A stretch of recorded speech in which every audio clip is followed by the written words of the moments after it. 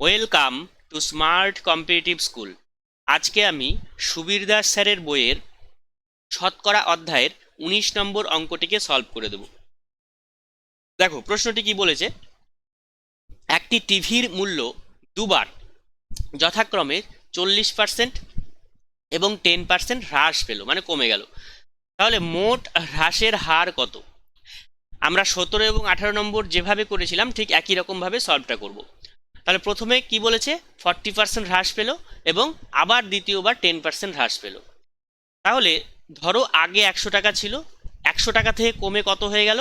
100 টাকা থেকে কমে হয়ে গেল 60 টাকা, কারণ 40% হ্রাস পেয়েছে, মানে কি 100 টাকা থেকে 40 টাকা কম, মানে 60 টাকা। দ্বিতীয়বার কি হলো, আবার 10% হ্রাস করা হলো, তার মানে 100 টাকা ছিল, সেটা হয়ে গেল 90 টাকা। তার মানে এখানে ধরো নিচে 100, উপরে হয়ে যাবে কত? 90, কারণ দুবারই হ্রাস পেয়েছে। এবার এই শূন্য আর এই শূন্য কেটে দাও, এই শূন্য কেটে দাও, তাহলে কত হলো? 54 ডিভাইডেড বাই 10 × 10 মানে হচ্ছে 100।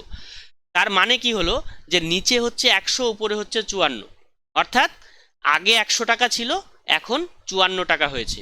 তাহলে কত হ্রাস পেল?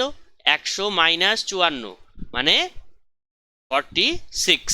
তাহলে ওভারঅল কত হ্রাস পেল? 46% হ্রাস পেল। Option C. ভিডিওটিকে ভালো লাগলে তোমরা অবশ্যই লাইক, শেয়ার এবং সাবস্ক্রাইব করবে।